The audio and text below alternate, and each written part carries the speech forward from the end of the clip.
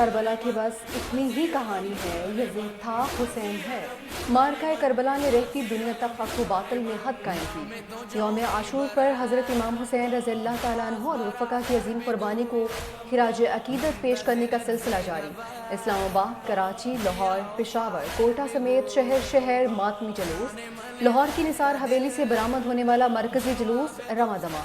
فاطمہ رضی اللہ تعالیٰ عنہ کے لال کی پرساداری، سینہ کوبی اور نوحہ خوانی بھی جاری۔ روہڑی میں تاریخی نوڈھال کا جلوس ظہرین کے بعد شہداء قبرستان پہنچا۔ ملک بھر میں عزاداروں کی حفاظت کے لیے سیکیورٹی کے سخت انتظامات، پولیس اور رینجرز کے ہزاروں جوان تعینات۔ کراچی، پشاور، حیدرآباد سمیت حساس علاقوں میں موبائل فون سروس بند۔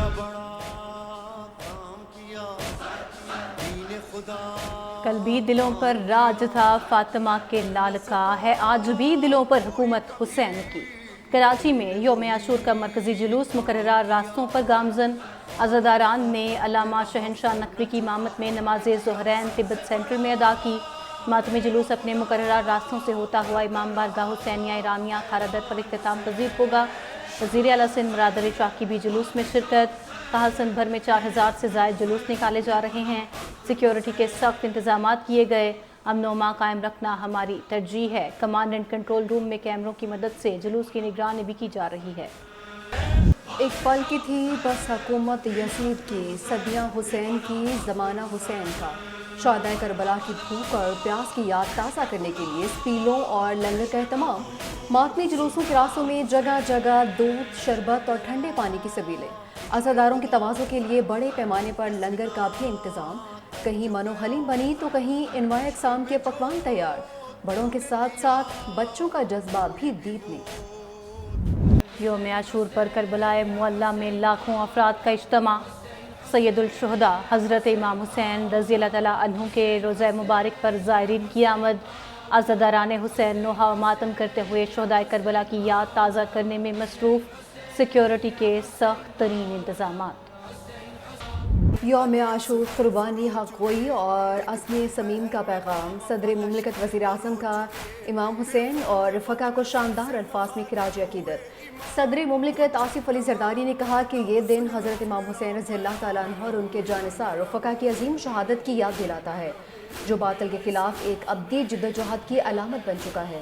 وزیر اعظم شہباز شریف نے یوم عاشور کو تاریخ اسلام کا ایک اہم اور سبق آموز دن قرار دیتے ہوئے کہا، 10 محرم کو میدان کربلا میں جو مارکہ ہوا وہ صرف ایک جنگ نہیں بلکہ ایک دائمی پیغام ہے۔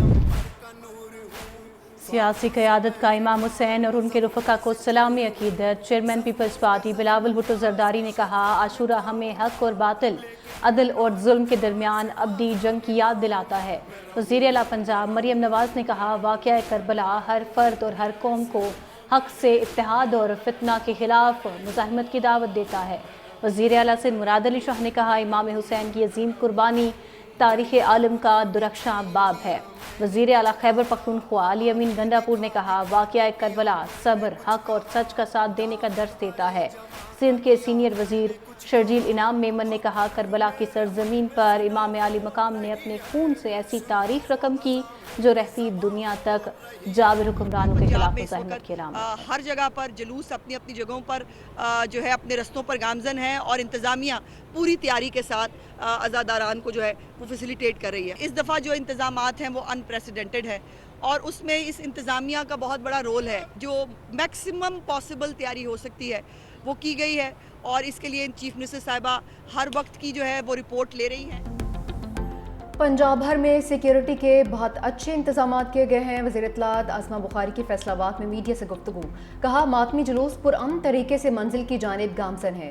پورے پاکستان میں مذہبی ہم آہنگی نظر آ رہی ہے۔ سوشل میڈیا پر اشتعال انگیزی روکنے کے لیے سائبر فورس کام کر رہی ہے۔ نفرت پھیلانے پر 417 سوشل میڈیا اکاؤنٹس کو بلاک کیا گیا۔ 295 ویب سائٹس کی نشاندہی بھی کی گئی ہے۔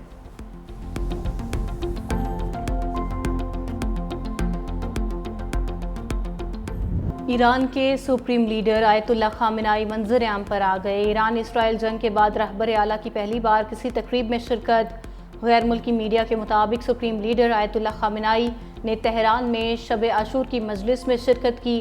مجلس میں شریک عزاداران نے فلک شگاف نعروں سے رہبر اعلیٰ کا استقبال کیا۔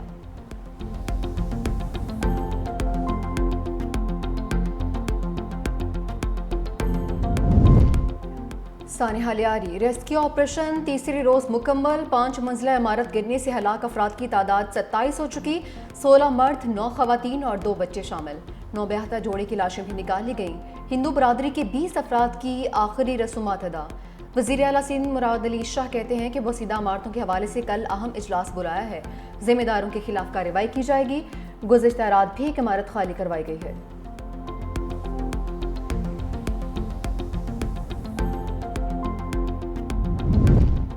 برطانوی ہائی کمشنر جین میریٹ کا کراچی میں عمارت گرنے کے واقعے پر اظہار افسوس کہا لیاری میں رہائشی عمارت گرنے سے المناک جانی نقصان پر گہرا دکھ ہے بہادر ریسکیو ورکرز نے مشکل ترین حالات میں انتھک محنت کی میری ہمدردیاں متاثرہ خاندانوں کے ساتھ ہیں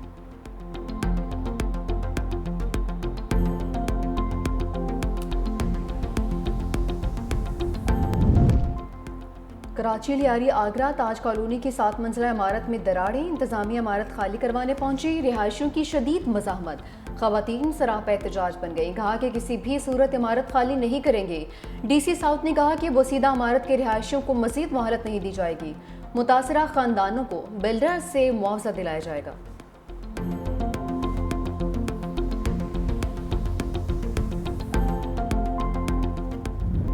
مودی سرکار آپریشن سندور کی مانگ اجڑنے کا اعتراف کرنے پر مجبور معرکہ حق میں رافیل طیاروں S-400 دفاعی نظام کی تباہی اور سینکڑوں فوجیوں کی ہلاکت تسلیم کر لی شکست خوردہ بھارت کے ہلاک پائلٹس اور فوجیوں کو اعزازات دے کر ہزیمت چھپانے کی کوشش اعزاز حاصل کرنے والوں میں رافیل طیاروں کے 4 ہلاک پائلٹس آدمپور اور ادھمپور ایئر بیسز پر تعینات درجنوں اہلکاروں سمیت ہیڈ کوارٹرز 93 انفینٹری بریگیڈ کے فوجی بھی شامل آدمپور ایئر بیس پر S-400 کے 5 آپریٹرز کی ہلاکت کا اعتراف جدید ترین دفاعی نظام کے تبادلے کے تسلیم کرنے کے مترادف ہے لائن آف کنٹرول پر بھی بھارتی فوج کو 250 سے زائد ہلاکتوں کا سامنا کرنا پڑا دفاعی ماہرین کے مطابق ابتدا میں بھارت نے رسوائی سے بچنے کے لیے ہلاکتیں تسلیم نہیں کی اب اعزازات دے کر اپنی شکست پر پردہ ڈالنے کی کوشش کر رہا ہے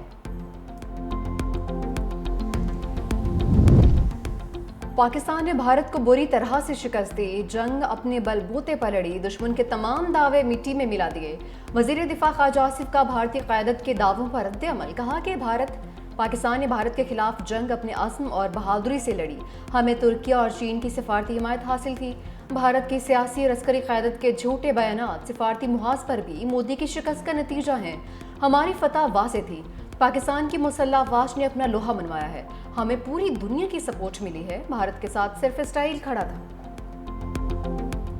لاہور پر بادلوں کی یلغار صبح سویرے بادل برس پڑے شہر کے مختلف علاقوں میں وقفے کے ساتھ بارش کا سلسلہ جاری ٹھنڈی ہوائیں چلنے سے موسم خوشگوار سب سے زیادہ بارش پانی والا تالاب میں 74 ملی میٹر ریکارڈ کی گئی اسلام آباد اور راولپنڈی سمیت کئی شہروں میں مونسون کا نیا سپیل داخل راولپنڈی میں جل تھل ایک سید پور گاؤں میں 131 ملی میٹر بارش ریکارڈ کی گئی سرائے عالمگیر گجرات حافظ آباد ناروال اور بہاول نگر میں بھی بادل کھل کر برسے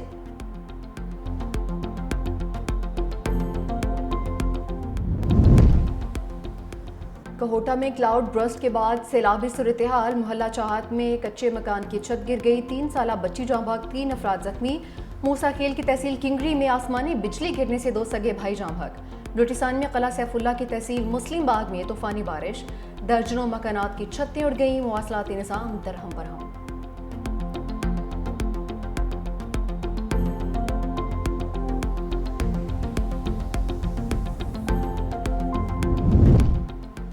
گلگت بلتستان میں شدید گرمی کی لہر چلاس میں 28 بونجی میں 55 سالہ ریکارڈ ٹوٹ گیا چلاس میں گزشتہ روز درجہ حرارت 48.5 تک جا پہنچا بونجی میں پارہ 46.1 ڈگری کو چھو گیا درجہ حرارت میں غیر معمولی اضافے کے بعد گلیشیئرز پگھلنے اور جھیلیں پھٹنے سے گلگت بلتستان اور خیبر پختونخوا میں سیلاب کا خدشہ محکمہ موسمیات نے خبردار کر دیا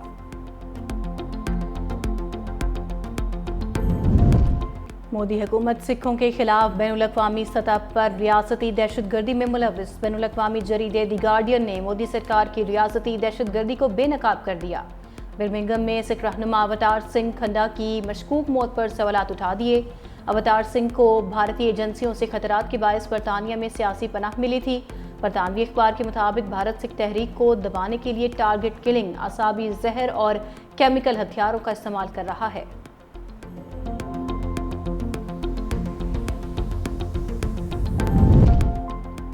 भारत की सच को छुपाने की एक और भूंडी कोशिश। आलमी खबर रसां एजेंसी रॉयटर्स की ऑफिशियल एक्स अकाउंट तक रसाई ब्लॉक कर दी। भारतीय शहरी रॉयटर्स तक रसाई ना होने से परेशान। भारतीय मीडिया के मुताबिक पाकिस्तानी मवाद ब्लॉक करने के बाद आलमी मीडिया को भी सेंसर करना शुरू कर दिया गया है।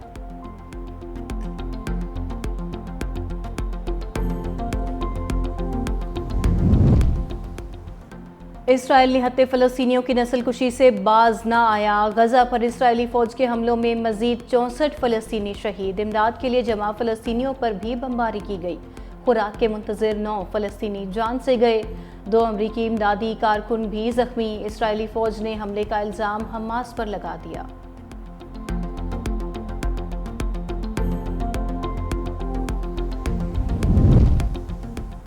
इसराइल का गजा जंगबंदी पर बातचीत के लिए मुज़ाकराती टीम कतर भेजने का ऐलान। अरब मीडिया के मुताबिक इसराइली मुज़ाकराती टीम आज दोहा रवाना होगी। अमरीका और कतर की तजवीज़ करदा जंगबंदी मामलात पर बातचीत होगी। इसराइली वज़ीर-ए-आज़म ऑफिस के मुताबिक हमास ने जंगबंदी की अमरीकी और कतरी तजवीज़ में तरामीम का मुतालबा किया है जो नाकाबिल कबूल है।